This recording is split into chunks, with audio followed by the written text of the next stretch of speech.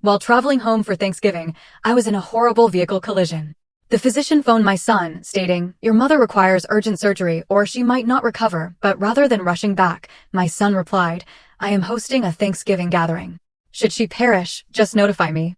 I'm not managing any paperwork tonight." Hours later, I awakened and my chart showed new legal guardian appointed, and that guardian was. Can you imagine a child, your own flesh and blood, saying this about you? If she dies, let me know. I'm not dealing with paperwork tonight. Those were the words my son, Jason, spoke to the hospital when they called to tell him I might not survive the night. What kind of person, what kind of son, does something like that? Now, I didn't hear him say those words myself, of course. I was unconscious at the time, my body a broken mess after a horrific car accident. Bleeding internally, 3 fractured ribs, a partially collapsed lung. It was bad. But later, when I finally woke up, tubes running everywhere, my breath fogging a mask over my mouth, a kind nurse quietly told me exactly what had been said. And I need you to understand something. I'm 73 years old. I've buried a husband, raised a child alone, survived breast cancer, and learned to live on a fixed income that doesn't always stretch to the end of the month. I thought I knew what heartbreak felt like. I was wrong. The pain of those words cut deeper than any physical injury. Before I go any further, I want to ask you, wherever you are right now, whatever time it is where you're watching this, are you listening to this at work, late at night when you can't sleep, or on your morning commute? Because what I'm about to share needs to be heard. It needs to be remembered. Let me take you back to that hospital room. The first thing I remember was the beeping. Steady, rhythmic, relentless. Then the smell. That particular cocktail of antiseptic and floor cleaner that screams, you're somewhere serious, somewhere clinical. My eyes felt glued shut. When I finally pried them open, the fluorescent lights above me were blinding. Everything hurt. Not the sharp, screaming kind of pain, but a deep, whole body ache that told me something very, very bad had happened. My chest felt tight, restricted. Fire shot through my ribs when I tried to move. A face appeared above me, a young woman in scrubs, her dark hair pulled back, her eyes kind but tired. "Helen," she said softly. "Helen, can you hear me?" I tried to speak, but my throat was raw, my mouth dry as paper. All I managed was a croak. She dabbed my lips with water. "Don't try to talk just yet. You've been through a lot. You were in a car accident yesterday evening. Do you remember? Yesterday evening. Thanksgiving. I had been driving to Jason's house. The pies in the back seat, the highway, the truck that came out of nowhere. The impact." I nodded, just barely. "You're at County General," she continued. "You had some serious injuries, Helen. Broken ribs, internal bleeding, a partially collapsed lung. You needed emergency surgery." Surgery? The word felt heavy and strange in my head. I hadn't consented to surgery, had I? I couldn't remember signing anything, or much of anything after the airbag deployed and the world went sideways. "We tried to reach your emergency contact," she said, and something in her voice shifted. Something careful, measured. "Your son, Jason, is that right?" I nodded again. Jason. My only child. The boy I raised alone after his father died when he was 12. The man I still called every Sunday, even though he rarely answered. The one who always said he was too busy, too stressed, too overwhelmed with his own life to visit very often. But surely, in an emergency, he would have come. Surely he would have dropped everything. The nurse's expression tightened. She glanced toward the door, then back at me. "Helen, I need to tell you something, and I want you to stay calm, all right? Your vitals are stable now, but you need to rest." My heart rate picked up. The monitor beside me beeped faster. "What happened?" I whispered. She hesitated, then pulled a chair closer. "When you were brought in, you were in critical condition. The doctors determined you needed surgery immediately to stop the internal bleeding and reinflate your lung. But because you were unconscious, they needed consent from your next of kin." "Jason," I whispered. "Yes." The staff called him multiple times. They explained the situation. They told him you might not make it through the night without the procedure. My chest tightened. Not from the injury this time, but from something cold and creeping. I held my breath. The nurse's jaw tightened. She looked me straight in the eye, and I could see she didn't want to say what came next. But she did anyway. He said, and I'm quoting directly from the notes here, "If she dies, let me know. I'm not dealing with paperwork tonight." The room went silent. Only the relentless beeping of the machines. I stared at her, waiting for her to laugh, to tell me it was a mistake, a misunderstanding, a cruel joke. She didn't. "He said he was hosting a Thanksgiving party," she continued quietly. "He told the staff he couldn't leave. He refused to come to the hospital. He refused to sign the consent forms." I couldn't breathe, not because of my lung, but because the weight of those words had just collapsed everything inside me. "If she dies, let me know. I'm not dealing with paperwork tonight. My son, my only son, the boy I had rocked to sleep when he had nightmares, the teenager I had worked 2 jobs to send to college, The man I had bailed out of financial trouble more than once, always telling him it's fine. That's what mothers do. He couldn't be bothered to leave his party. He couldn't be bothered to sign a piece of paper that might save my life. Tears burned behind my eyes, but I refused to let them fall. Not yet. Not in front of the stranger who was looking at me with such pity. I wanted to scream. Then how? I started, my voice shaking. How am I here? How did the surgery happen? The nurse's expression softened. Just a little. Someone else signed, she said. I blinked. What? Someone else showed up. Someone who wasn't listed as your emergency contact, but who knew you. He convinced the doctors to let him sign as your temporary medical guardian. He stayed through the entire surgery. He's been checking on you every few hours since. My mind scrambled. Who? She glanced down at her clipboard. His name is Jamal Carter. The world tilted. Jamal. I hadn't heard that name in years. Maybe a decade. Maybe longer. Jamal Carter, I repeated, my voice barely audible. She nodded. Do you know him? Did I know him? Oh, I knew him. But the question wasn't whether I knew him. The question was why on earth he would have been there, why he would have signed, why he would have cared at all. And as I lay there, with my son's words still ringing in my ears, and a name from my past suddenly reappearing like a ghost, I realized something. My life had almost ended on that highway. But something else had ended too. The nurse stood up. He left his number with the front desk, said to call him when you woke up. Should I? I didn't answer right away. I just stared at the ceiling, my mind spinning, my heart breaking and mending and breaking again all at once. Finally, I whispered yes. Because whoever Jamal Carter was now, whatever had brought him to that hospital, he had done. Something my own son wouldn't do. He had shown up. Let me take you back to the beginning, to the moment everything changed. It was Thanksgiving Eve, late afternoon. The sky had already started to darken, that early winter dusk that comes too soon and lingers too long. I was driving on Interstate 94, heading toward my son's house in the suburbs. My hands gripped the steering wheel a little too tightly, the way they always did when I made this drive. I had 2 pumpkin pies on the passenger seat, store-bought but dressed up with fresh whipped cream I'd made that morning.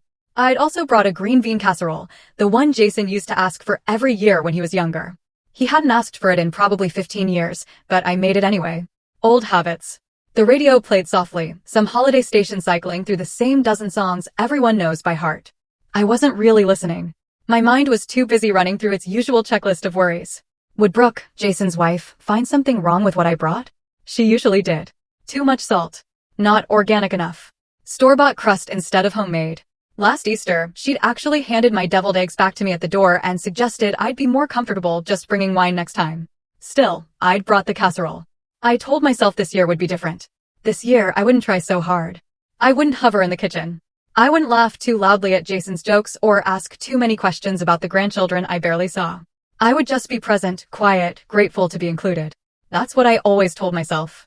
And then I always ended up doing exactly what I promised myself I wouldn't. Because the truth was, I was desperate. Desperate to feel like I mattered to my own child.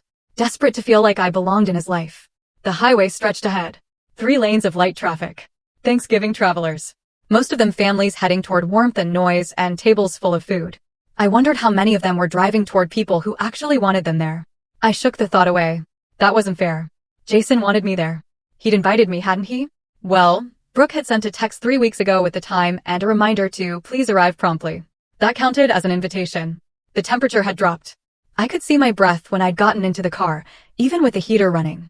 The roads were dry, though. No ice, no snow yet. I checked the weather 3 times, the way I always did. Because the last thing I wanted was to be a burden, to cause problems, to make anyone worry about me. If only I'd known that worry was the last thing my son would feel. Traffic slowed as I approached the junction where 94 meets Route 12. Construction had narrowed the lanes, funneling everyone into a tight merge. I eased off the gas, giving the car ahead of me plenty of space. Defensive driving, that's what my late husband used to call it. Helen, he'd say, you drive like you're taking a test every time. Maybe I did. Maybe I still do. The semi-truck appeared in my rearview mirror about a quarter mile back. I noticed it because it was moving faster than everything else, weaving between lanes. Not aggressively, exactly, but with a kind of impatient confidence that made me nervous. I've never liked driving near big trucks. They make me feel small, vulnerable, like one wrong move and I'd just disappear beneath their wheels. I moved into the right lane, thinking I'd let it pass. Safer that way. But the truck moved right too. Then everything happened at once. The car in front of me braked suddenly. Brake lights flared red in the dimming light. I hit my own brakes, firm but controlled, and my car slowed smoothly. No problem. But the truck behind me didn't slow. I saw it in my mirror. Still coming. Too fast. Way too fast. For a split second, I thought maybe the driver would swerve, change lanes, avoid me. He didn't. The impact was like being hit by a wall of sound and force and terror all at once. Metal shrieked. Glass exploded. My body jerked forward against the seatbelt so hard I felt something crack in my chest. The airbag deployed with a bang that left my ears ringing.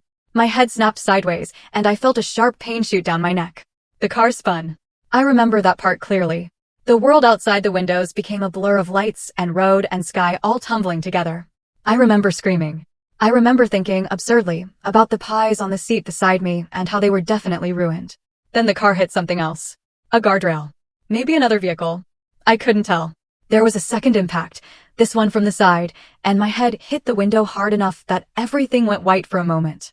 When the car finally stopped moving, I was facing the wrong direction. Cars were stopped all around me, their hazard lights blinking. Steam or smoke poured from under my crumpled hood. The airbag had deflated, leaving a chalky powder all over my lap. I tried to move. My arms responded, barely. My legs wouldn't. There was a pressure in my chest, like someone sitting on me, and pain. God, the pain. It radiated from my ribs, my back, my head. Everything hurt in ways I couldn't separate or identify. I could hear shouting, footsteps, a man's voice saying, "Lady, can you hear me? Stay still, okay? Don't move." I wanted to tell him I wasn't planning on moving. I couldn't if I tried. More voices joined the first. Someone was on the phone with 911. Someone else was trying to open my door, but it was jammed. The metal had crumpled inward, trapping me inside. Time became strange after that. Elastic moments stretched and compressed. I remember flashing lights, red and blue. I remember the sound of metal being cut, sparks flying past my window. I remember hands reaching in, gentle but urgent, touching my neck, my wrist, asking me questions I couldn't quite answer. "What's your name?" "Helen." "Do you know what day it is?" "Thanksgiving." "Who can we call?" "Jason." "My son." "Call Jason." They lifted me out of the car onto a stretcher. The movement sent lightning bolts of agony through my entire body. I must have cried out because someone squeezed my hand and told me to hang on. Just hang on. The ambulance ride was a nightmare of sirens and speed and pain that wouldn't stop.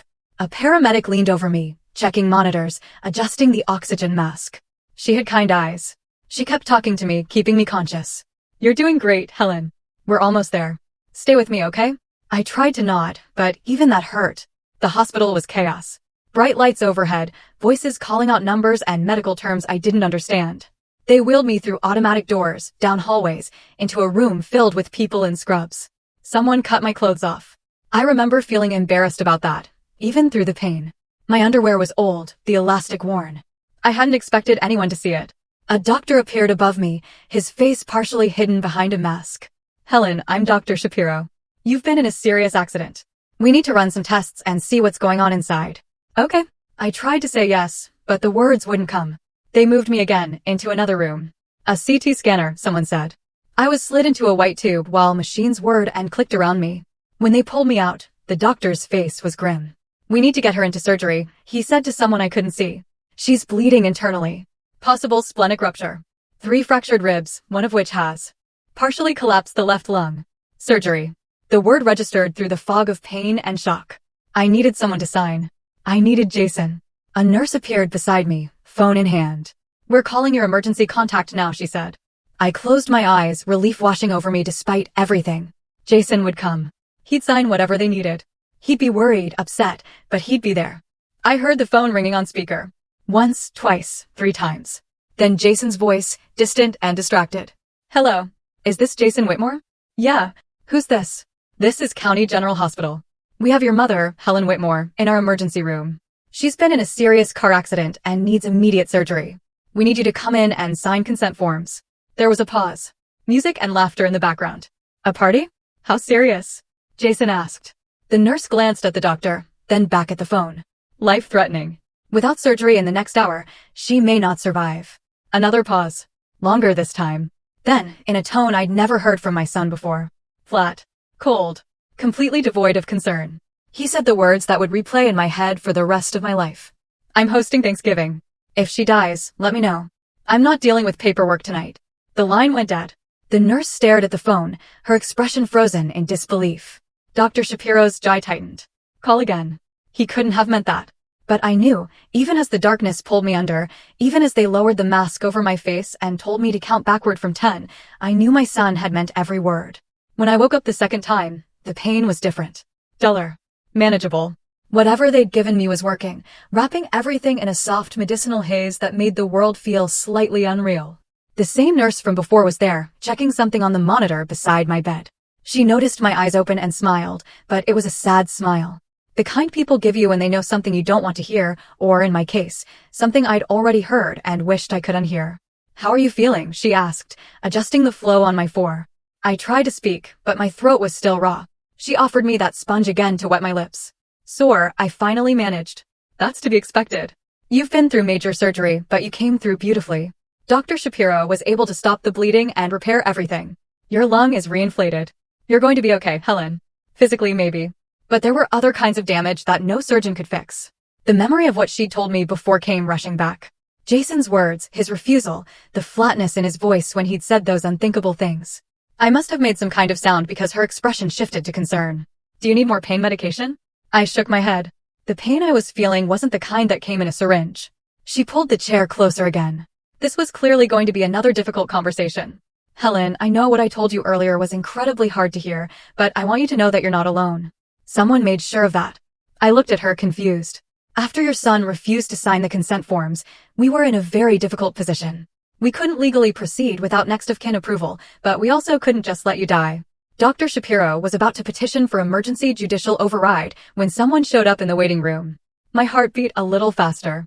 The monitor beside me registered the change. "A man came to the front desk asking about you. He'd heard about the accident on the police scanner. Used to be a volunteer firefighter, apparently, and he still listens to the emergency channels. When he heard your name, he drove straight here." "Who?" I whispered, though I already knew. She'd told me before, but my brain had been too foggy to process it fully. She looked down at the clipboard, then back at me. "Jamal Carter. He told the staff he knew you, that you'd been important to him a long time ago. He was very insistent that someone needed to advocate for you. Jamal." The name settled over me like a blanket, heavy with memory and time. "He convinced Dr. Shapiro to let him sign as your temporary medical guardian. It's not standard procedure, but given the circumstances, and given that your listed emergency contact had explicitly refused." She trailed off. I closed my eyes, trying to picture Jamal as I'd last seen him. That would have been 15 years ago? Maybe longer. He'd been in his early 20s then. Tall and lean, with eyes that held too much hurt for someone so young. "He stayed through your entire surgery," the nurse continued. "Sat in the waiting room for 4 hours. When Dr. Shapiro came out to tell him you'd made it through, he cried." My chest tightened, and it had nothing to do with my broken ribs. "He's been back 3 times since then to check on you. Left his phone number at the desk and made us promise to call him the moment you woke up, which, if you're up for it, I'd like to do now." I didn't trust my voice, so I just nodded. She stood and walked to the phone mounted on the wall. I watched her dial, heard the faint ringing on the other end. Then a voice answered. Male, deeper than I remembered, but with a warmth I recognized immediately. "This is Jamal. Mr. Carter, this is County General. Helen is awake. She's stable and doing well." There was a pause, then a sound that might have been a laugh or a sob or both. "Thank God. Thank God. Can I come see her?" The nurse looked at me. I nodded again. "Yes, she's indicated she'd like that. Visiting hours are until 8. I'll be there in 20 minutes. The line clicked off. The nurse hung up the phone and turned back to me. "He sounds like a good man," she said quietly. I thought about the boy I'd known. The teenager who'd shown up at the church food pantry so many years ago, hungry and alone. The kid who'd flinched every time someone raised their voice. The young man who'd sat at my kitchen table doing homework while I made dinner, both of us pretending it was normal, pretending he wasn't sleeping in his car most nights. "He is," I whispered. "Or he was. I don't know what he is now." "Well, you'll find out soon enough." She made a note on my chart, then checked her watch. "I'm going to give you a few minutes to rest before he arrives. But Helen, there's something else I need to tell you." My stomach dropped. "What?" "The hospital tried calling your son again, multiple times, to let him know you'd made it through surgery, that you were stable. He didn't answer any of the calls. His wife finally picked up on the 6th try." "What did she say?"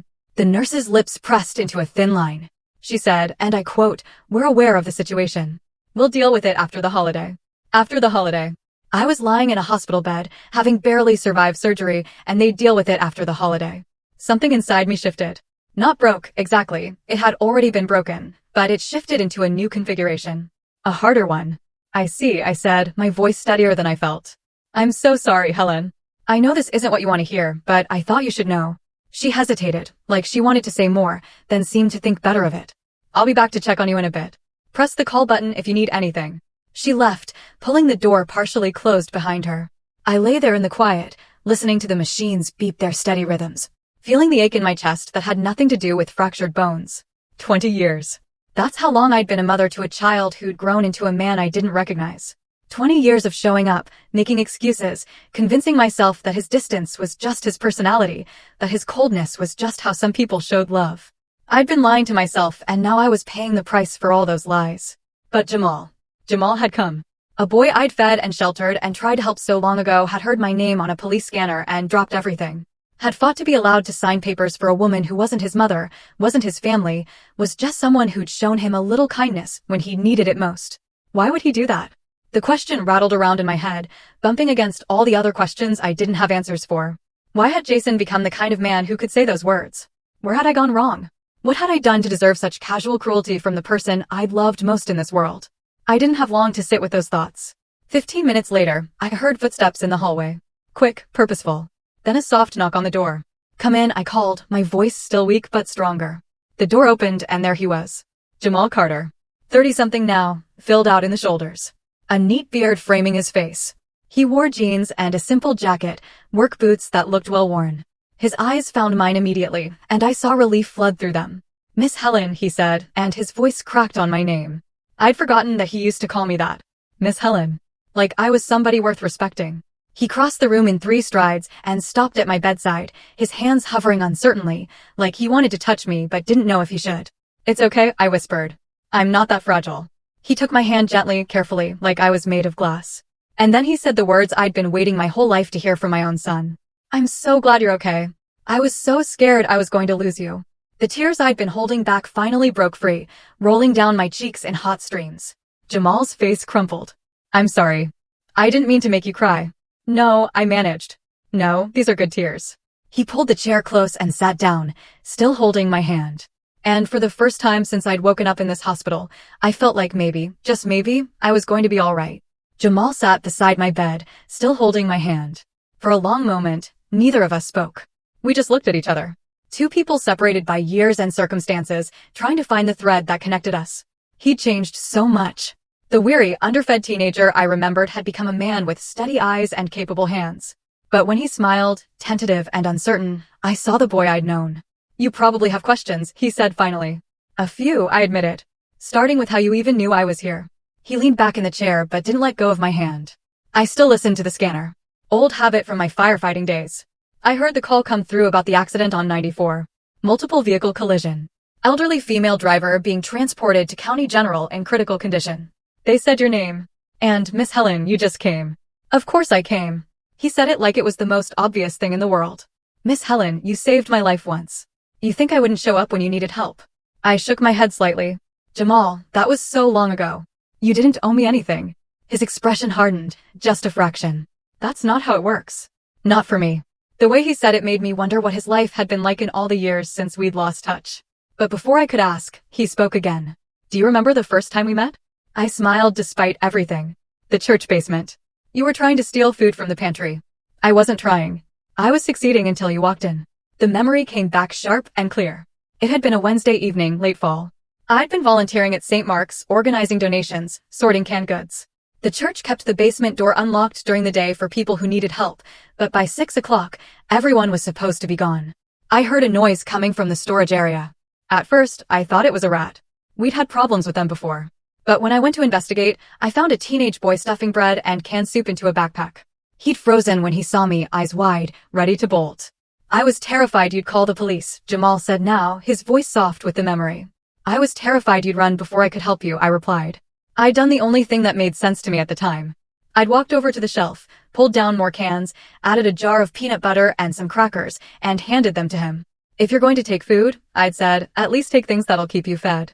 He'd stared at me like I'd spoken a foreign language. What's your name? I'd asked. It took him a moment to answer. Jamal. Well, Jamal, when's the last time you had a hot meal?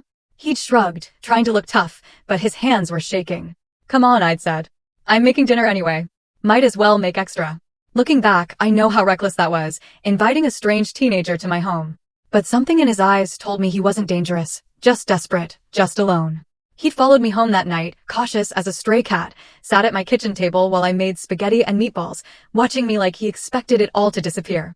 When I set the plate in front of him, he'd eaten like he hadn't seen food in days. He probably hadn't. I thought you were crazy, Jamal said now, bringing me back to the present. Nobody just helps people like that. Not without wanting something. I didn't want anything. I know that now. But back then, I kept waiting for the catch. Kept waiting for you to tell me what I owed you. You didn't owe me anything. You kept saying that. Every time I came over, every time you fed me or let me do laundry or helped me with homework, you'd say, "You don't owe me anything, Jamal. This is just what people do." He paused. Except it wasn't what people did. Not in my experience. I knew some of his story. Not all of it. He'd been in foster care since he was 11. Bounced between homes that didn't want him. By the time he turned 16, he'd aged out of the system's interest. Too old to be cute, too young to be independent. He'd been sleeping in his car, showing up at school when he could, trying to stay invisible. You became a regular at my table, I said. 3, 4 nights a week, sometimes more. He smiled. But there was pain in it. You never made me feel like charity. You just said you made too much food, or you needed help moving furniture, or you wanted company. You always found a way to make it seem like I was doing you a favor. You were. I was lonely. My husband had been gone 5 years by then. Jason was away at college, calling less and less. The house felt too big, too quiet. Having Jamal around had helped fill that silence. You taught me things, he continued. How to balance a checkbook, how to file taxes, how to change a tire, all the stuff nobody had ever bothered to show me. Basic life skills. Everyone should know those things. You also taught me that not everyone in the world was out to hurt me. That was a harder lesson. I remembered the walls he'd built around himself. How long it had taken for him to trust me. The first time he'd laughed at one of my jokes, really laughed. I'd felt like I'd won something precious. What happened after you graduated high school? I asked. We'd lost touch around then. I'd always wondered. I joined the fire department as a volunteer. Needed something structured, you know, something that felt like it mattered. Did that for a few years, then went to trade school. I'm an electrician now. Have my own small business. Pride swelled in my chest. Jamal, that's wonderful. It's honest work. Pays the bills. I've got a little house over on Maple Street. Nothing fancy, but it's mine. He paused. I looked for you a few times over the years. Drove by your old place, but you'd moved. I downsized after Jason got married. Didn't need all that space anymore. I should have tried harder to find you. Should have stayed in touch. Life gets busy. I understand. No, his voice was firm. There's no excuse. You were there for me when nobody else was. I should have been there for you. You're here now, I said quietly. That's what matters. He looked down at our joined hands. When he spoke again, his voice was thick with emotion. When I heard your name on that scanner, Miss Helen, I swear my heart stopped. And when I got here and they told me what your son said. He stopped, jaw clenching. I'm sorry. I shouldn't talk about him. It's all right. It's not all right. None of this is all right. He met my eyes. You deserved better than that. You deserved someone who gave a damn. The tears threatened again, but I blinked them back. I kept one of your sayings with me all these years, Jamal said. Do you remember what you used to tell me when I'd mess up or feel like I wasn't worth anything? I thought back. There had been so many conversations, so many moments. You'd say, everybody deserves someone who shows up. You just haven't found yours yet. His voice cracked. You were mine, Miss Helen. You were the person who showed up. So when I heard you needed someone, there was no question. Of course I was coming. Of course I was going to make sure you were okay. I couldn't speak. Couldn't find words big enough for what I was feeling. He squeezed my hand gently. You told me to call you anytime. That someone ought to show up for me. Well, now it's my turn. Someone ought to show up for you. And right there in that hospital room, with machines beeping and footsteps echoing in the hallway outside, I understood something profound. Family isn't always blood. Sometimes it's the people who remember what you gave them when you had nothing to gain. Sometimes it's the ones who show up. Jamal stayed until the nurses kicked him out at the end of visiting hours. Even then, he hesitated at the door, like leaving me alone felt wrong somehow. I'll be back tomorrow, he promised. First thing in the morning. You don't have to do that. You must have work. I'm the boss. I can move things around. He smiled. Besides, where else would I be? After he left, I lay in the dark, listening to the night sounds of the hospital, distant voices at the nurse's station, the squeak of rubber-soled shoes on linoleum, someone coughing in another room, the ever-present beeping of monitors. I didn't sleep much. Every time I closed my eyes, I heard Jason's voice. That flat, disinterested tone. If she dies, let me know. How does a mother reconcile that? How do you make peace with the fact that the person you brought into this world, the child you sacrificed everything for, couldn't be bothered to save your life? I'd spent the last 20 years making excuses for him. He's busy. He's stressed. He has his own family to worry about. His wife is demanding. He's just not good at showing affection. But this wasn't about affection. This was about basic human decency. And my son had failed that test spectacularly. Morning came slowly. A different nurse brought breakfast, checked my vitals, helped me sit up a little straighter. The movement sent pain shooting through my ribs, but it was manageable. Everything was manageable compared to the alternative, which was being dead. You have a visitor, the nurse said cheerfully. That nice young man from yesterday's back. Jamal appeared in the doorway holding 2 cups of coffee and what looked like a paper bag from the bakery down the street. I know hospital food is terrible, he said, setting everything down on the rolling table. Brought you a blueberry muffin. Still your favorite. I stared at him. You remembered that? I remember a lot of things. He settled into the chair beside my bed, the same one he'd occupied for hours yesterday. How'd you sleep? Not great. Yeah, I figured. He pulled the lid off one of the coffees and handed it to me carefully. Light and sweet, right? Right. We sat in comfortable silence for a moment, sipping coffee. It was good coffee. Much better than whatever the hospital was serving. The small kindness of it made my throat tight. I've been thinking, Jamal said finally. About what happens when you get out of here? I go home, I suppose. Back to my apartment by myself. With broken ribs and recovery ahead of you. I'll manage. I always do. He set his coffee down and looked at me seriously. Miss Helen, I'm going to ask you something, and I want you to be honest with me. Has your son called? Has he come by? Has he checked on you at all?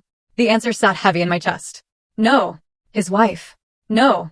Jamal's jaw tightened, but he kept his voice even. Okay, so here's what's going to happen. You're not going home alone. You're coming to stay with me for a few days, maybe a week, until you're steady on your feet. Jamal, I can't ask you to do that. You're not asking. I'm telling you. His tone was gentle but firm. I've got a guest room. It's small, but it's comfortable. I work from home half the time anyway, so I'll be around if you need anything. And before you argue, let me remind you that you did the exact same thing for me about 100 times. That was different. How? You were a kid. You needed help. And you don't. He leaned forward. Miss Helen, you almost died 3 days ago. You had major surgery. You can't lift anything. Can't drive. Probably can't even shower by yourself without help. That's not weakness. That's just reality. I wanted to protest, to insist I'd be fine, but the truth was, I was terrified of going back to my empty apartment, of being alone with nothing but my thoughts and the echo of my son's cruelty. Why are you doing this? I asked quietly. He looked surprised by the question. You really don't know? I gave you some meals. Let you use my washing machine. That doesn't warrant all this. Is that really what you think you did? He shook his head slowly. Miss Helen, you gave me the first safe place I'd had in 5 years. You treated me like I mattered, like I was worth something. Do you have any idea how rare that is? I just did what anyone would do. Now, his voice was sharp. Not angry, but insistent. That's not what anyone would do. Most people crossed the street when they saw me. Most people assumed I was trouble. You saw a hungry kid and you fed him. You saw someone struggling and you helped. No judgment, no conditions, no strings attached. You were a good kid.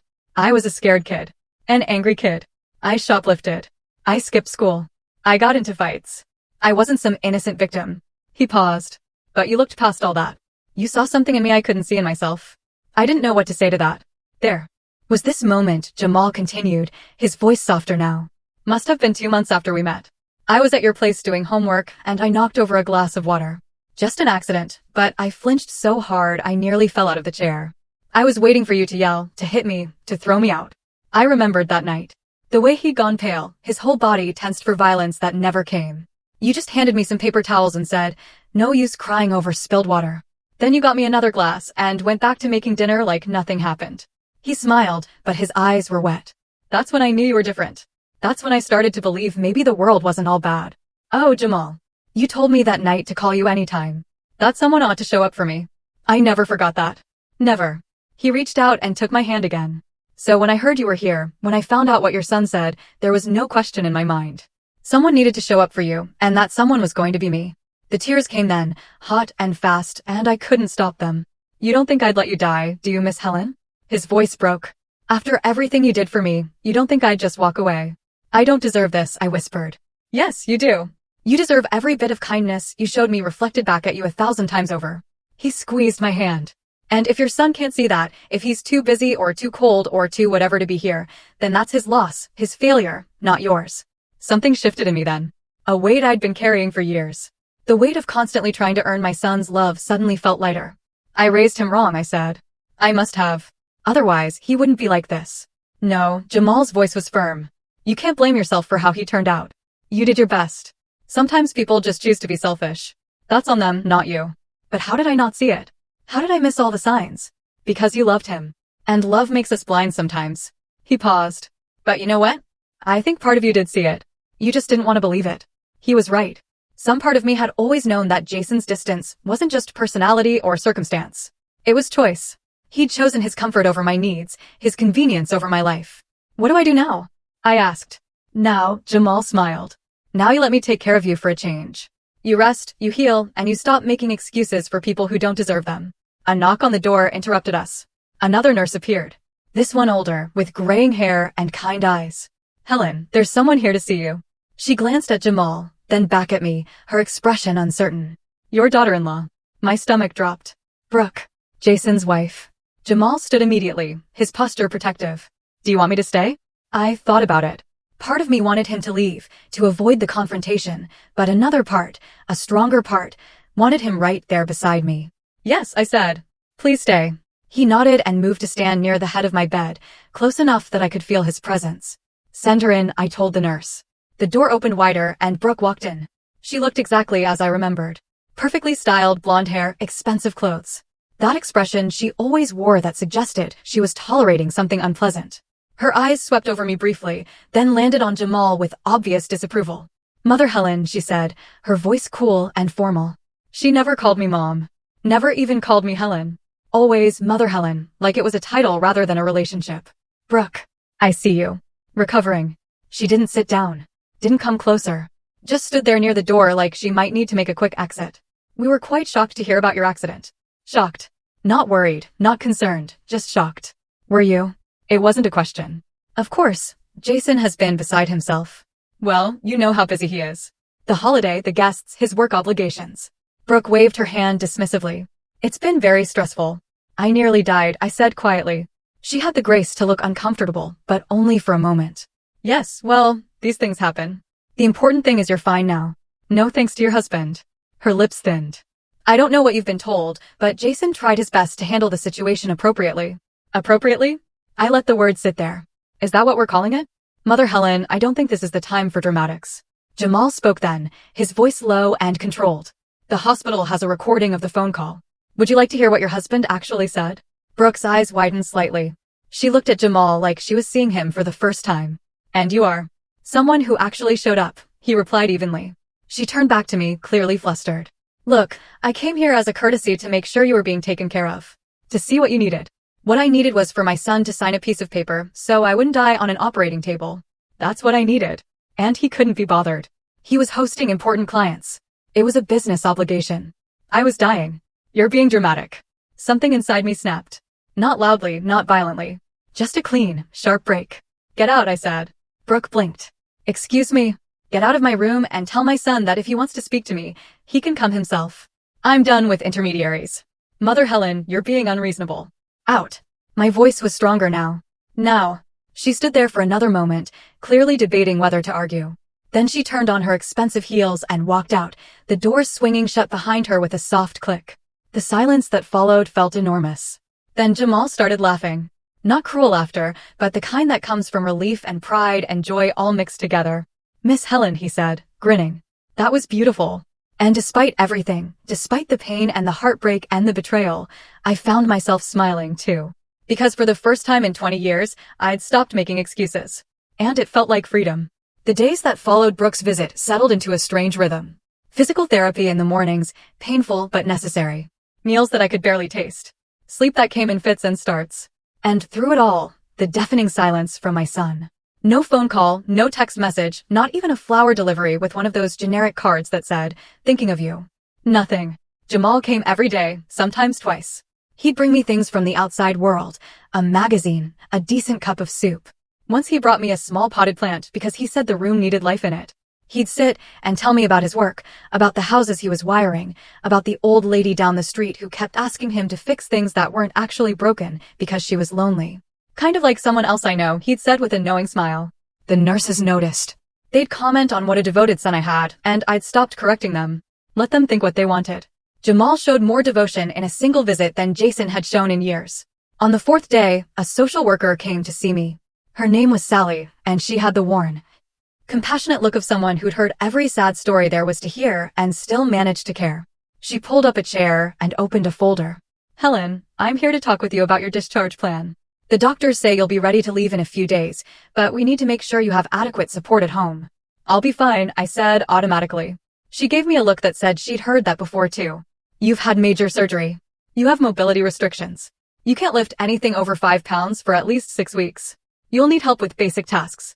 I'm staying with a friend for the first week or so. The young man who's been visiting. Jamal? Yes. She made a note. That's good. And after that, do you have family nearby who can check in on you? The question hung there like a trap. My son lives about 30 minutes away, I said carefully. Have you spoken with him about what kind of help he can provide? No. Sally looked up from her notes. Her expression was neutral, but I could see the question in her eyes. He's very busy, I added, hating myself for making excuses again, even as the words left my mouth. I see. She set down her pen. Helen, I'm going to be direct with you. This isn't the first time I've seen a situation like this. Family members who are absent during a medical crisis often remain absent during recovery. I want you to have realistic expectations about the support you'll actually receive. I know my son, I said, but even I could hear how hollow it sounded. I'm sure you do, but I also know that hoping for help that doesn't come is more damaging than accepting the reality and planning accordingly. She pulled out another form. I'd like to talk with you about updating your emergency contact information. My heart started beating faster. What do you mean? Right now, your son is still listed as your primary emergency contact and medical power of attorney. Given what happened when you were admitted, I'd strongly recommend reconsidering that arrangement. The room felt smaller suddenly. Changing my emergency contact felt like admitting defeat. Like officially acknowledging that my relationship with my son was broken beyond repair. But wasn't it? Hadn't the break already happened? I was just finally seeing it for what it was. What would I need to do? I asked quietly. It's a simple form. You designate someone else as your primary contact. Someone you trust to make medical decisions on your behalf if you're unable to. She paused. The young man who signed for your surgery. Would he be willing? I haven't asked him. Would you like me to ask him? He's in the waiting room. I nodded, not trusting my voice. Sally stepped out. I could hear the murmur of voices in the hallway. A minute later, Jamal came in, his expression concerned. Miss Helen, everything okay? They want to change my emergency contact, I said. Remove Jason and put you instead. I know it's a lot to ask, and you don't have to say yes. He didn't even hesitate. Of course I'll do it. It's a big responsibility. Medical decisions, end-of-life care, all of it. I understand. Jamal, I need you to really think about this. If something happens to me, if I'm in a coma or worse, you'd be the one making the hard choices. He pulled the chair close and sat down, taking my hand. Miss Helen, I'd be honored to be that person for you. You trusted me with a lot more than that when I was just some punk kid stealing food. I'm not going to let you down now. Sally handed him the forms. He read through them carefully, asked a few questions about the legal implications, then signed his name in neat, careful letters. Just like that, my son was no longer the person who would speak for me if I couldn't speak for myself. Sally witnessed the signature and made copies. This is effective immediately, she said, handing me one. I'll update your file and notify your medical team. After she left, Jamal and I sat in silence for a moment. How do you feel? He asked. Lighter, I admitted. And guilty for feeling lighter. Don't. You did what you needed to do. He squeezed my hand. And for what it's worth, I take this seriously. I promise I'll always advocate for what you want, not what's easiest. I know you will. That evening, after Jamal had gone home, I lay awake thinking about all the ways I'd tied myself to Jason. Emergency contacts, medical power of attorney, my will, which left everything to him, the key to my apartment that he'd never used, the standing invitation to Sunday dinners that he'd stopped accepting years ago. All these threads connecting me to someone who'd made it clear I wasn't a priority. The next morning, a volunteer came around with a cart of books and magazines. She was an older woman, maybe my age, with bright eyes and a warm smile. Anything catch your interest, dear? She asked. I'm fine, thank you. She started to move on, then paused. You know, I've been volunteering here for 12 years. I've seen a lot of patients come through, and I've learned that the ones who do best are the ones who let people help them. I'm not very good at that. Most of us aren't. We spend our whole lives taking care of other people. When it's our turn to receive care, we don't know how to accept it. She set a paperback on my side table, something to think about. After she left, I picked up the book. It was a mystery novel, nothing special, but the fact that a stranger had thought to offer it, had taken a moment to talk with me, meant more than she probably knew. Meanwhile, my phone sat silent on the table. No calls, no messages, just the time and date, staring back at me. On the 6th day, Jamal arrived with unexpected news.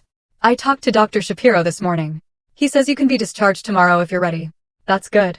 So, we'll get you settled at my place. Make sure you're comfortable and then we'll take it day by day. He sat down. But there's something else I want to talk with you about. What's that? Your apartment. When you're ready, I think we should go through it. Make sure it's set up for your recovery. Clear some space. Move furniture if needed. Install some grab bars in the bathroom, that kind of thing. You don't have to do all that. I know I don't have to. I want to. He leaned forward. But I also think while we're there, you should go through some of your paperwork, your will, your financial documents, all that stuff. Make sure everything reflects what you actually want, not what you set up 20 years ago when things were different. He was right, of course, but the thought of it exhausted me. Not everything has to be decided right now, Jamal continued. But start thinking about it. Start thinking about what you want your life to look like going forward. He wanted it. He didn't say, you don't want Jason. But that last part hung in the air between us. I keep waiting for him to call, I admitted. I keep thinking maybe he'll come through that door and apologize and explain and make it all make sense somehow. And if he doesn't, then I guess I'll have my answer. Jamal nodded slowly. You deserve better than waiting for crumbs of affection from someone who should be giving you the whole loaf. The truth of that statement hit me hard. I'd been living on crumbs for years. A brief phone call here. Obligatory holiday visit there. The occasional love you, Mom, tossed out as he was hanging up. And I'd convinced myself that was enough. That I should be grateful for whatever small pieces of attention he was willing to give. But it wasn't enough. It had never been enough. Tomorrow we get you out of here, Jamal said, standing up. And then we start figuring out what comes next on your terms, not his. After he left, I did something I should have done days ago. I picked up my phone and opened my messages. Found Jason's name and I typed, I'm being discharged tomorrow. I'm staying with a friend for my recovery. I've changed my emergency contact. If you want to talk, you know where to find me. I read it 3 times. Then I hit send. The message showed as delivered. Then a minute later, as read. I waited 10 minutes, 20, an hour. No response. And somehow that silence said more than any words could have. It told me everything I needed to know about where I stood in my son's life. Nowhere. I turned off my phone and set it face down on the table. Tomorrow I would leave this hospital room. Tomorrow I would start healing. Not just physically, but in all the other ways I'd been broken. And tomorrow, I would stop waiting for my son to become the person I'd always hoped he'd be. Because at 73 years old, I was finally learning that some people never change. And some silences are louder than screams. I was packing the few belongings I'd accumulated during my hospital stay when the knock came. Not the usual hospital knock, the perfunctory tap before someone entered. This was different. Hesitant, almost apologetic. Come in, I called. The door opened and there stood Brooke. And again, this time she looked different, less polished. Her hair wasn't quite as perfect. There were shadows under her eyes that even her makeup couldn't quite hide. She held a small gift bag in one hand, the kind you grabbed at the last minute from a drugstore. Mother Helen, she said, I'm glad I caught you before you left.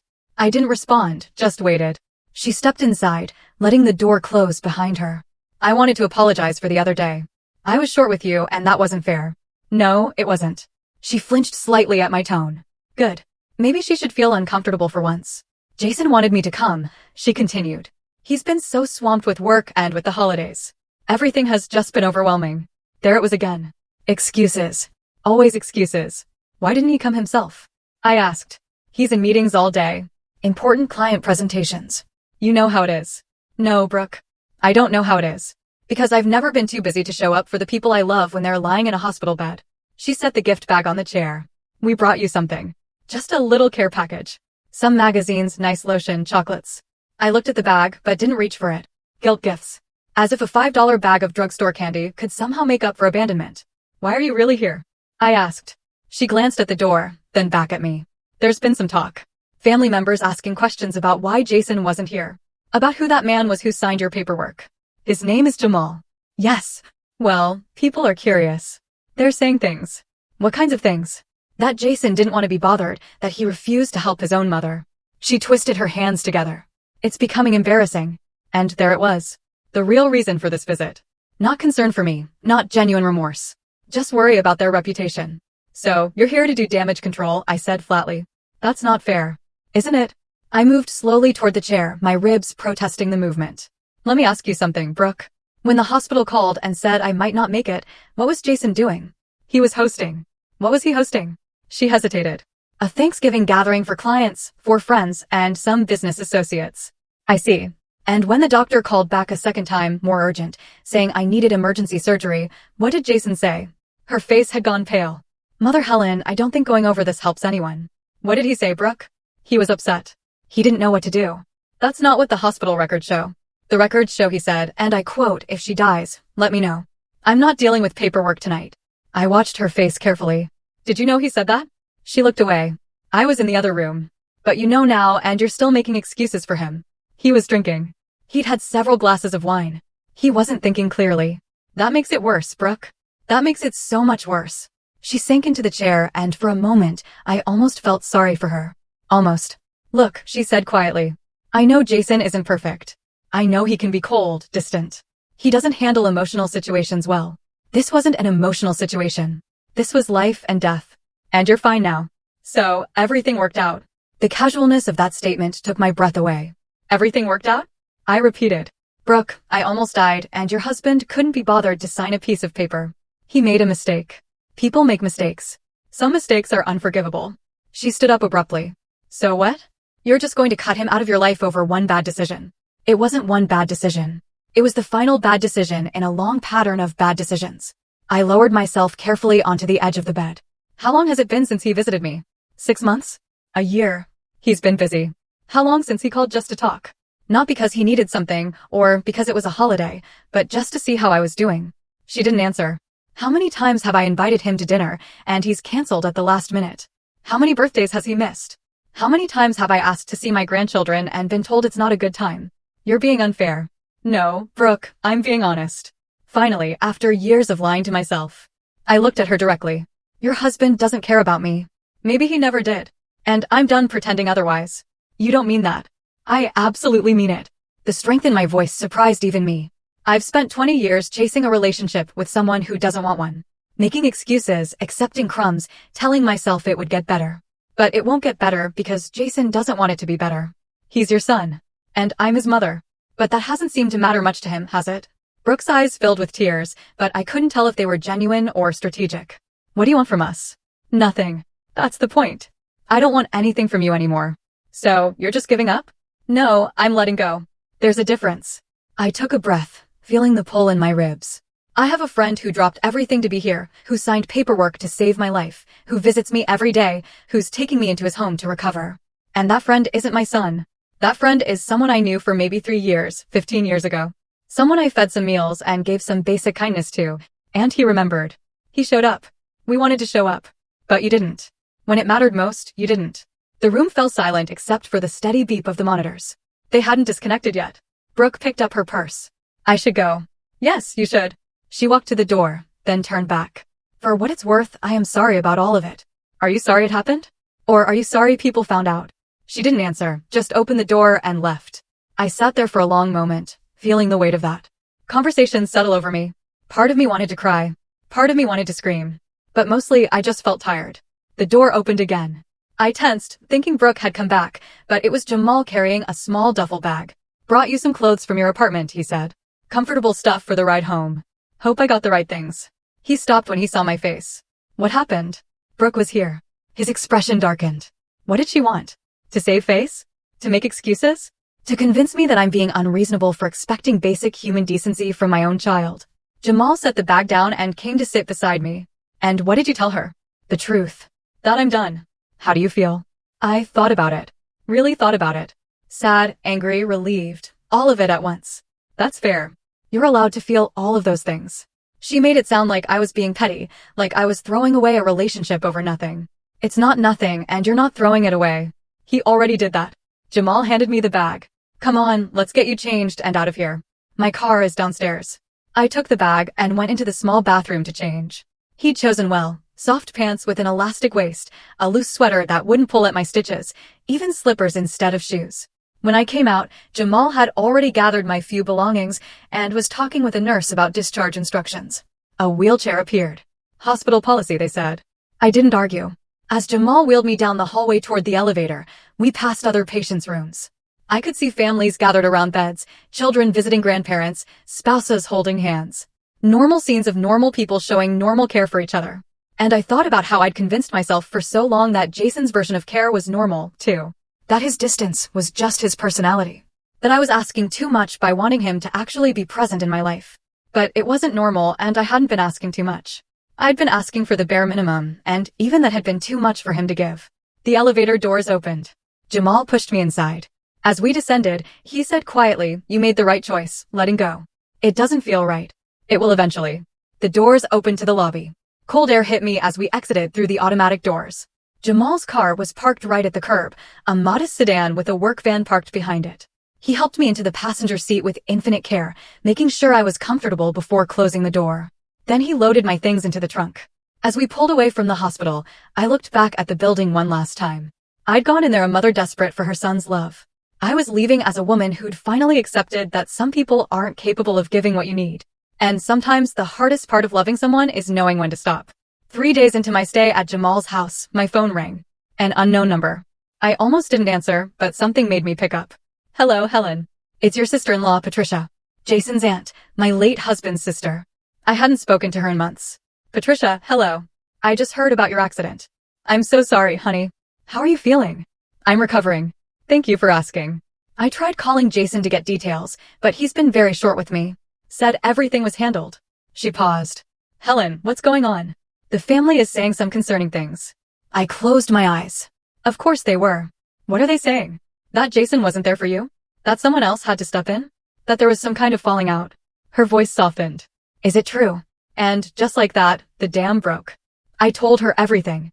The accident, the phone call, Jason's refusal, Jamal signing the papers, the hospital stay, the silence. When I finished, Patricia was quiet for a long moment. "That son of mine," she finally said, and I realized she meant my late husband. He'd be ashamed. Absolutely ashamed. It's not his fault. "No, but Jason is still his son, his name, and to treat you like that." She took a breath. "Helen, we're having a small gathering tomorrow. Just family. A belated Thanksgiving since the actual day was such a disaster. I'd like you to come." My stomach dropped. "I don't think that's a good idea." "Why not? Your family. You belong there. Jason will be there." "Yes, he will. And so will everyone else. And maybe it's time everyone heard the truth." Her voice turned firm. "Helen, I love my nephew, but what he did was unacceptable. And if he's been telling people a different story, well, that needs to be corrected. I don't want to cause a scene." "Then don't cause a scene. Just come. Tell the truth. If anyone asks, let Jason explain himself." She paused. "Unless you're afraid." That word stung. Afraid. Afraid of what, exactly? Of confronting my son, of speaking the truth in front of his family? Maybe I'd been afraid for years, afraid of rocking the boat, afraid of making him angry, afraid of losing what little connection we had left. But what connection was there to lose? He'd already made his position clear. "What time?" I asked. 2 o'clock, my place. "And Helen, bring your friend. The one who helped you. I'd like to meet him." After I hung up, Jamal appeared in the doorway of the guest room. He'd been giving me space, checking on me periodically, but mostly letting me rest. "Everything okay?" he asked. That was Jason's aunt. "She's having a family gathering tomorrow. She wants me to come. Do you want to go?" "I don't know. Part of me thinks I should just let it go. Move on. But another part." I trailed off. "Another part wants them to know what really happened." "Is that petty?" "No, it's honest." He came and sat in the chair near the window. "You spent years protecting Jason's image, making excuses for him. Maybe it's time to stop. She wants you to come too." He raised his eyebrows. "Me? Why?" "She wants to meet the person who actually showed up." A smile tugged at his mouth. "I'm in if you are. But Miss Helen, I need you to think about what you want from this. Are you going for closure, for confrontation, for vindication?" I thought about it. "I think I'm going so I can stop wondering, stop hoping, stop waiting for him to suddenly become the person I wish he was." "Then let's do it." The next day, Jamal drove us to Patricia's house. It was a modest ranch in a quiet neighborhood. The kind of place where families gathered and children played in the yard. Cars lined the street. More people than I'd expected. My hands were shaking as we walked up the driveway. "You don't have to do this," Jamal reminded me. "Yes, I do." Patricia answered the door, pulling me into a careful hug that minded my ribs. She was in her 70s, with silver hair and sharp eyes that missed nothing. "Helen." "Oh, honey. Look at you." She pulled back, studying my face. "You look tired." "I am tired." She turned to Jamal and extended her hand. "And you must be the guardian angel." "Patricia Morrison." "Jamal Carter, ma'am. Pleasure to meet you." "The pleasure is mine. Any man who steps up the way you did is welcome in my home anytime." She ushered us inside. "Everyone's in the living room. Fair warning, Jason's here with Brooke." The living room was full. I recognized most of them. Cousins, aunts, uncles, Jason's grandmother, my late husband's mother, sitting in the place of honor near the fireplace. And there on the couch, looking distinctly uncomfortable, were Jason and Brooke. The room went quiet when I walked in. Jason's face went pale. Brooke's expression was unreadable. Helen, Jason's grandmother, Dorothy, called out, "Come here, child. Let me look at you." I made my way over to her, Jamal close behind me. Dorothy took my hands in hers, her grip still strong despite her 90 years. "I heard you were in an accident. How are you healing?" "Slowly, but surely."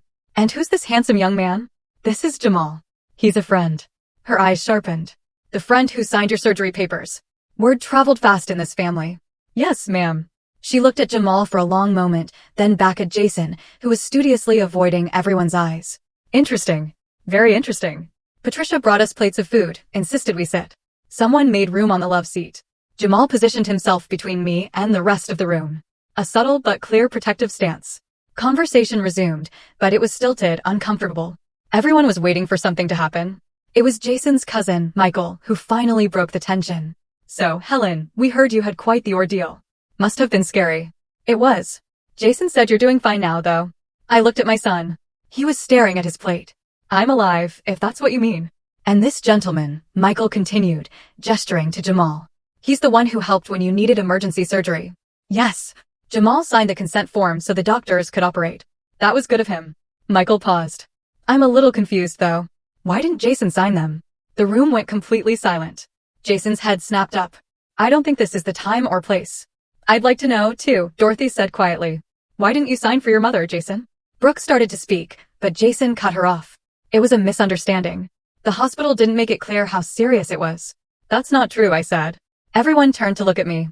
"The hospital called you multiple times," I continued, my voice steady. "They told you explicitly that I needed emergency surgery or I might not survive. They begged you to come sign the papers." "Mom, you're twisting what happened." "Am I?" I reached into my purse and pulled out a folded paper. My hands weren't shaking anymore.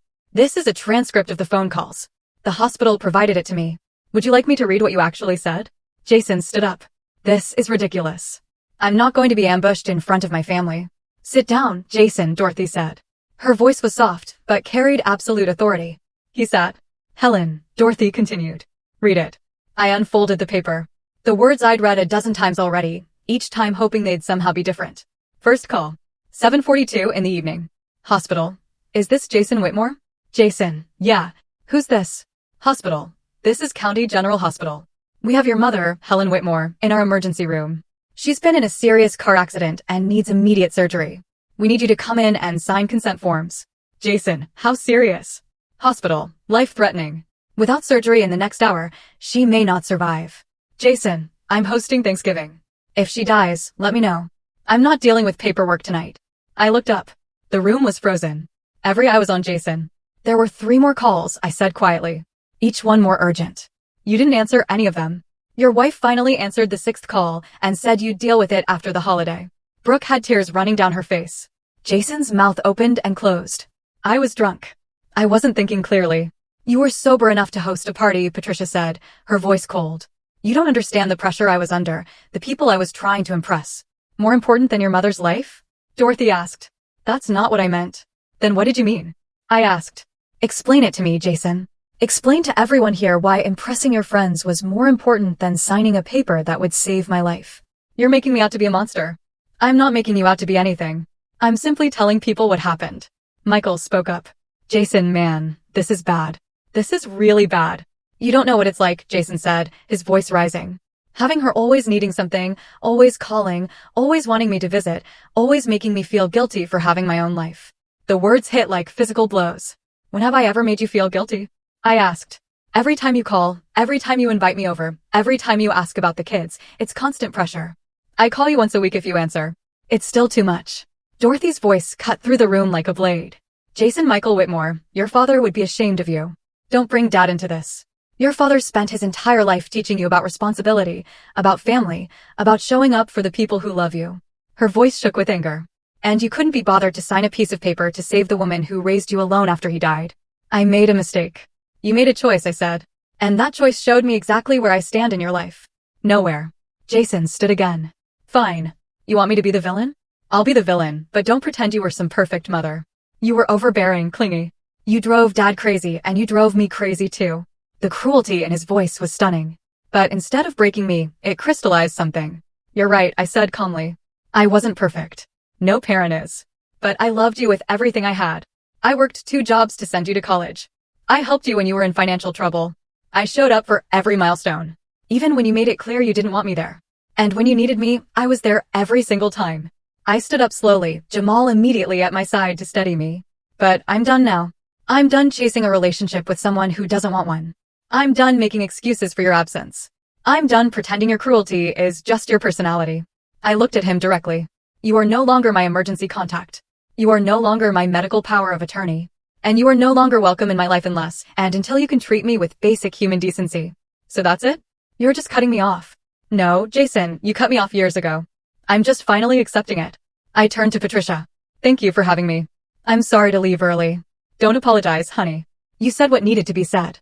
Jamal and I walked to the door. Behind us, I could hear raised voices. Jason arguing with his grandmother, Brooke crying. Patricia telling Jason exactly what she thought of his behavior. But I didn't look back. We got in the car. Jamal started the engine but didn't pull away immediately. How do you feel? He asked. I thought about it. Really thought about it. Free? I finally said. I feel free. And for the first time in 20 years, I meant it. The drive back to Jamal's house was quiet. Not the uncomfortable silence that demands to be filled, but the peaceful kind that comes after a storm has passed. I watched the houses go by, the late afternoon sun casting long shadows across familiar streets, and felt something shift inside me. You did good back there, Jamal said as we pulled into his driveway. I said things I could never take back. You said things that needed to be said. He turned off the engine and looked at me. Miss Helen, you spent 20 years biting your tongue, swallowing hurt, making yourself smaller so he wouldn't be uncomfortable. Today, you took up space. That's not something to regret. Maybe he was right. Maybe I'd spent so long apologizing for existing in my son's life that I'd forgotten I had a right to exist at all. Jamal's house was small but well kept. A 2-bedroom ranch with a tidy yard and a front porch that caught the afternoon sun. Nothing fancy, but it was warm, lived in, real. He helped me out of the car, mindful of my ribs, and we went inside. I'm going to make us some tea, he said. You go rest. Doctor's orders. I settled into the recliner he'd set up for me in the living room, complete with pillows positioned just right and a blanket within reach. The care he'd put into making me comfortable was evident in every detail. While he was in the kitchen, I looked around the room. It was clearly a bachelor's space, but not in the stereotypical way. No dirty dishes or clutter, just simple, practical furniture and a few personal touches. A bookshelf filled with technical manuals and mystery novels. Some framed photos on the mantel. I stood slowly and made my way over to look at them. One showed Jamal in firefighter gear, younger, grinning beside a fire truck. Another was him shaking hands with someone at what looked like a graduation, trade school probably. And there, in a simple wooden frame, was a photo I recognized. It was from years ago. Jamal at my kitchen table, maybe 17 or 18, bent over a textbook. I was in the background, stirring something on the stove. I didn't even remember someone taking that picture. Found that on an old phone, Jamal said from behind me. He'd come in carrying 2 mugs. Thought about throwing it away a dozen times, but I couldn't. Why not? Because that was the first place I ever felt safe. He handed me a mug. That kitchen, that table, you making dinner like it was the most natural thing in the world to feed some random kid who wasn't yours. I traced the frame with my finger. You weren't random. I was at first. You didn't know me from anyone. No. But I knew hungry when I saw it and lonely. I knew those things very well. We settled into our seats, the afternoon light slanting through the windows. Can I ask you something? Jamal said after a moment. Of course. Why did you help me? Really? You had your own struggles, your own life. Why take on someone else's problems? I thought back to that time in my life. My husband had been gone 5 years. Jason was away at college, calling less and less. I was working 2 jobs to pay off medical bills for my husband's cancer treatment. I was tired, lonely, barely keeping my head above water. Because when my husband was sick, I said slowly, people helped us. Neighbors brought casseroles. Church members drove us to appointments. Strangers donated to help with bills. I couldn't pay any of them back, but I thought maybe I could pay it forward. So you were a good deed. No, you were a person who needed help. That's different. I sipped my tea. And, honestly, you helped me too. Gave me a reason to cook real meals instead of eating cereal for dinner. Gave me someone to talk to. Made the house feel less empty. I never knew that. I didn't want you to feel like you owed me. You didn't. You don't. But I do owe you, he said quietly. Not in a debt kind of way, but in a gratitude way. You changed my life, Miss Helen. You made me believe I was worth something. You were always worth something. Not to anyone else. Foster parents who saw me as a paycheck. Teachers who'd already written me off. Kids at school treated me like I was invisible. He set his mug down. But you saw me. And you treated me like I mattered. You did matter. I know that now because you taught me. He leaned forward. That's what I want to give back to you now. That feeling that you matter, that someone sees you. The tears came without warning, hot and fast. I tried to brush them away, but they kept coming. Jamal moved to kneel beside my chair, taking my hand. Hey, it's okay. Let it out. I just never expected, I managed between sobs, that the person who'd show up for me would be you. Not my own son, but a boy I knew for a few years 15 years ago. Maybe that's the point. Maybe real family isn't always the one you're born into. Over the next few days, we settled into a routine. Jamal would work in the mornings, doing quotes and scheduling jobs from his home office. I'd rest, read, watch the birds at the feeder he'd hung outside the window specifically so I'd have something pleasant to look at. In the afternoons, he'd make lunch and we'd talk about everything and nothing. He told me about his business, the challenges of being self-employed, the satisfaction of solving electrical problems that had stumped other people. I told him about my volunteer work at the library, the book club I'd been part of before the accident. My small life that had felt even smaller since Jason had pulled away. Why did you stop volunteering? He asked one day. Jason said it was too much for someone my age, that I should slow down, take it easy. And you listened to him. He's my son. I thought he was worried about me. Or maybe he just didn't want you to have a life that didn't revolve around waiting for his phone calls. The observation stung because it was true. One evening, Jamal brought home takeout from a Thai restaurant. As we ate pad Thai at his small dining table, he said, I've been thinking about something. What's that? That transcript you read? The one from the hospital? What about it? Did you make copies? I nodded. The hospital gave me several. Why? Because I think you should keep them somewhere safe. Not because you're going to need them, but because if Jason tries to rewrite history, tries to tell people a different version of what happened, you'll have proof. I don't want to use it as a weapon. It's not a weapon. It's protection. There's a difference. He twirled noodles around his fork. People like your son, they're good at making themselves look like victims. At twisting things so they come out looking better than they are. You need to protect yourself from that. He was right.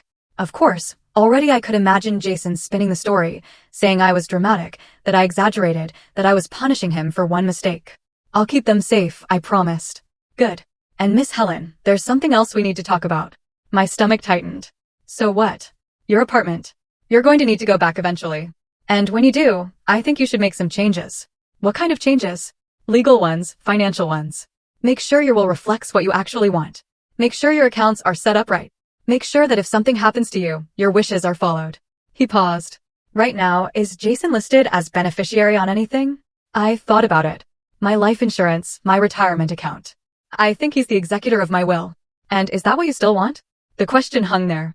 A year ago, even a month ago, I would have said yes automatically. Of course, Jason should inherit. He's my son. That's how it works. But now, I don't know, I admit it. That's fair.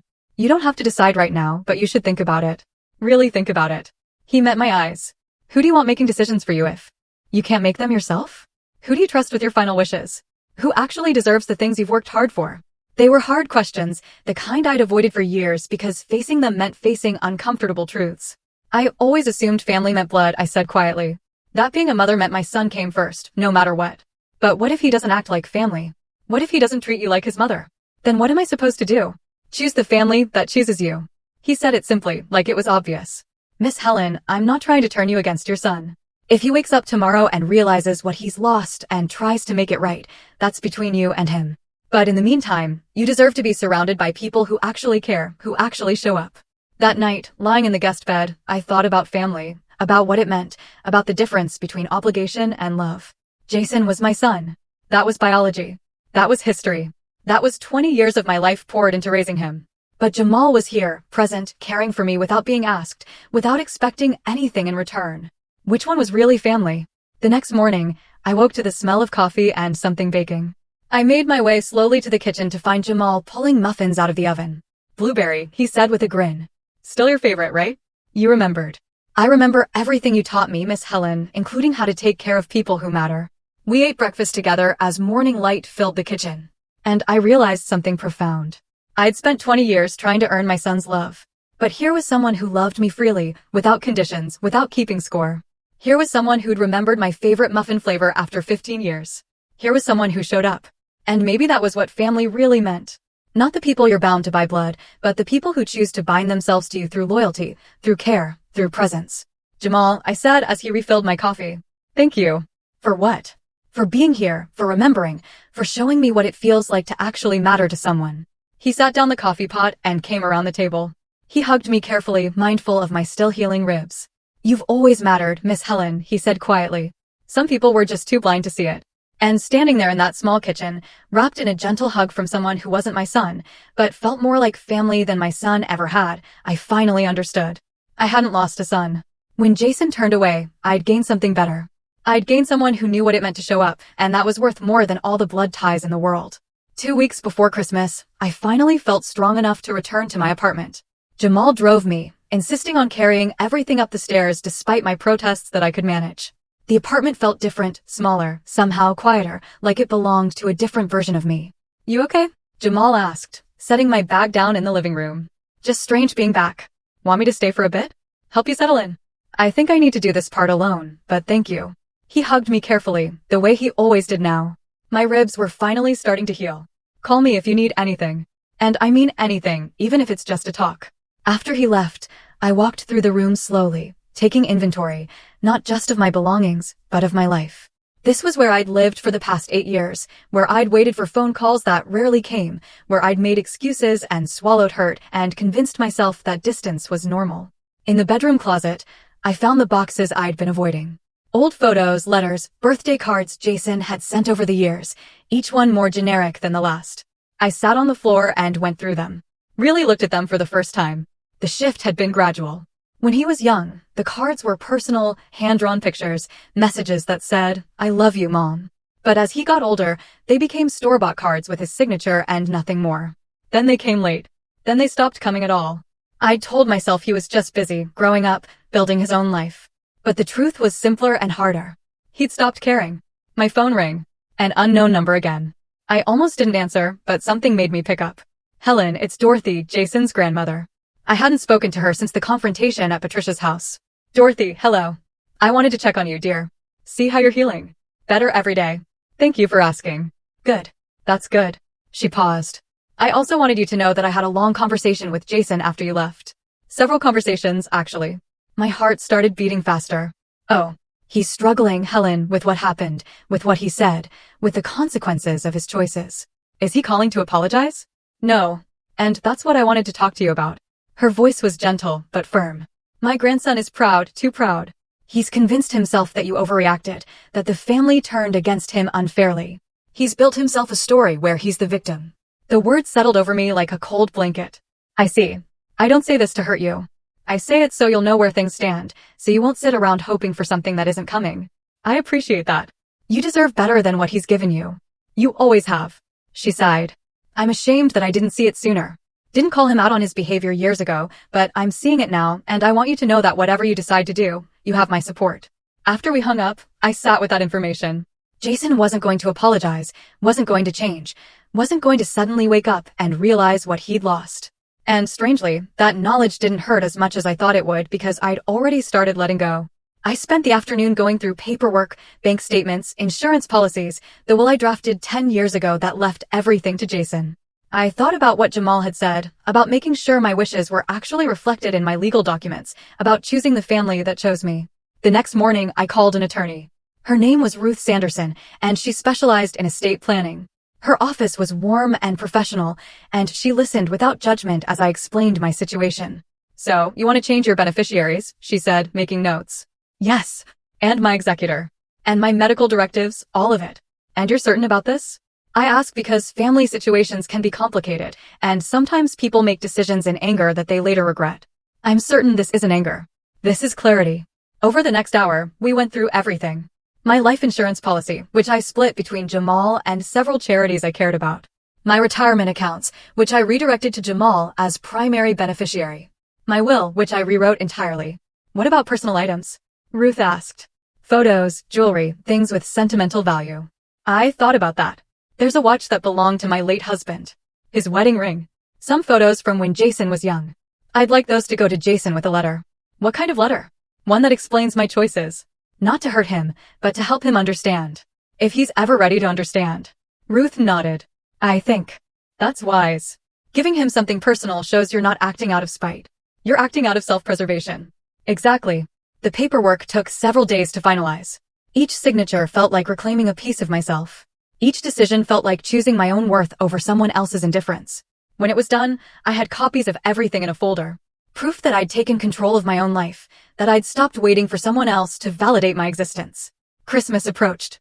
In past years, I would have been anxious about it, wondering if Jason would invite me, hoping for a few hours with my grandchildren, preparing myself for disappointment. This year was different. Jamal called on December 20th. What are you doing for Christmas? Nothing special. Why? Come spend it with me. I'm having a few people over. Nothing fancy. Just dinner and some music. People I care about. I don't want to impose. Miss Helen, when are you going to stop saying that? You're not an imposition. You're invited. There's a difference. Christmas morning. I woke in my own bed and didn't feel the usual dread. Didn't spend the morning checking my phone for messages that said he couldn't come. Instead, I got dressed, wrapped the small gifts I'd bought for Jamal and his friends, and drove to his house. The gathering was small. Jamal, me, and 3 other people. 2 were colleagues from his electrical business, a married couple named Dennis and Carol. The 3rd was an older man named Frank, who lived next door and had become Jamal's unofficial mentor. We ate a meal that everyone had contributed to. Dennis brought ham. Carol made incredible sweet potatoes. Frank provided pie. Jamal roasted vegetables and made the best cornbread I'd ever tasted. I'd made my green bean casserole, the one Jason used to ask for. And for the first time in years, someone actually complimented it. We talked and laughed and shared stories. No one asked about my family. No one made me feel like I was someone's charity case. I was just Helen, just a person at a table full of people who wanted me there. After dinner, as we were cleaning up, my phone rang. I looked at the screen. Jason. Everyone in the kitchen was quiet. They could see my face. You want privacy? Jamal asked. I looked at the phone, at my son's name on the screen, at the call I'd been waiting for, and I let it go to voicemail. No, I said, I'm right where I want to be. The relief on Jamal's face was immediate. You sure? I'm sure. Later, after everyone had gone home except Jamal and me, I listened to the voicemail. Mom, it's me, Jason. I wanted to call and say Merry Christmas. The kids asked about you. Thought maybe we could talk sometime. Give me a call back. No apology, no acknowledgement of what had happened. Just a casual message like nothing had changed. I saved the voicemail but didn't call back. Instead, I sent a text. Merry Christmas, Jason. I'm glad the kids thought of me. When you're ready to have a real conversation about what happened, I'm willing to listen. Until then, I need space. Take care of yourself. His response came 20 minutes later. You're really going to do this? Cut me off over one mistake. I stared at that message for a long time. Then I typed, this isn't about one mistake. This is about 20 years of patterns. When you're ready to see that, we can talk. I hope someday you will be. I didn't wait for a response. Just set the phone down and turned to Jamal, who was pretending to organize his kitchen, but was clearly listening. How do you feel? He asked. Sad, but also okay. Does that make sense? Perfect sense. We sat in his living room, the Christmas tree lights twinkling in the corner. Outside, snow had started to fall. Soft and quiet. You know what the funny thing is? I said. I thought my revenge would be dramatic. Cutting him out of my will, confronting him in front of the family, making him feel the hurt he made me feel. And the real revenge is this. Living my life, being happy, surrounding myself with people who actually care, not needing him anymore. I smiled. He wanted me to disappear, to stop being a burden, to stop needing him. Well, I did exactly that. And now I'm fine. Better than fine. That's the best kind of revenge, Jamal said. Living well, despite someone who tried to make you feel small. I still love him, you know. He's still my son. That doesn't just go away. No, it doesn't. But love doesn't mean accepting mistreatment. You can love someone from a distance. You can wish them well while protecting yourself from their harm. He was right, as he usually was. Thank you, I said, for everything. For showing up at that hospital, for taking me in, for reminding me that I'm worth caring about. Miss Helen, you don't need to thank me. This is what family does. But you're not actually family. He smiled. Yes, I am. Just not the kind that shares blood. The kind that shares something better. Loyalty, care, choice. And sitting there in that warm living room, with snow falling outside and a man who'd remembered my favorite muffins keeping me company, I realized something profound. My life had almost ended on that highway. The car accident could have killed me.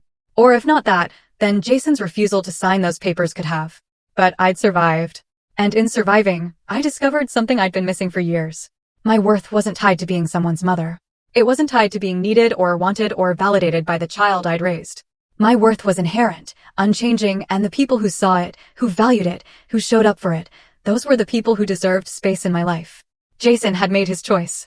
He'd chosen his comfort, his convenience, his pride over his relationship with me. And now I was making mine. I was choosing peace. I was choosing people who showed up. I was choosing myself. That was my revenge. Not loud or dramatic or vindictive. Just quiet, powerful. I'd stopped chasing love from someone who couldn't give it. And I'd opened my life to love from someone who already had. New Year's Eve came. Jamal and I watched the countdown on television, ate too much cheese and crackers, and toasted with sparkling cider at midnight. To new beginnings, he said, raising his glass. To found family, I replied. To people who show up. To people who show up. We clinked glasses, and I felt something I hadn't felt in years. Hope. Not hope that Jason would change. Not hope that things would go back to how they used to be, but hope for the future I was building, for the life I was choosing, for the person I was becoming. I was 73 years old. I'd almost died. I'd been abandoned by my own son. I'd lost the family I thought I had. But I'd gained something infinitely more valuable. I gained myself back. And I gained a family that actually deserved the name. So here's what I want you to understand. Whoever's listening to this story, family isn't always blood. Love isn't always unconditional. And sometimes the bravest thing you can do is walk away from people who make you feel small. My son refused my emergency surgery. He told the hospital to let him know if I died. He chose a party over my life. But someone else showed up. Someone I'd helped years ago when he had nothing. Someone who remembered kindness and returned it 1,000-fold. That's the person who became my family. That's the person who showed me what real love looks like. And that's the revenge I chose. Not hurting Jason, not punishing him, not making him pay. Just living my life, being happy, choosing people who chose me. Because in the end, the best revenge isn't making someone suffer. It's showing them they didn't break you. It's proving you're fine without them. It's building a life so full of genuine love that their absence doesn't even leave a hole. That's what I did. And if you're in a similar situation, dealing with family who treats you like you don't matter, who takes you for granted, who only shows up when it's convenient for them, I want you to know something. You deserve better. You deserve people who show up. You deserve to be chosen. And if the family you were born into can't give you that, then find the family who can. Because at the end of the day, the people who love you will show it. And the people who don't, they're not worth your time. So, here's my advice. Stop chasing people who don't chase you back. Stop making excuses for people who don't show up. Stop accepting crumbs when you deserve the whole meal. Choose yourself. Choose peace. Choose the people who choose you. That's the real revenge. That's the real victory. That's the real happy ending. And I'm living it every single day. Now, I want to hear from you. Have you ever been in a situation where family let you down? Where someone who should have been there wasn't? How did you handle it? Tell me what you think. I really want to know. Thank you for watching. Take care. Good luck.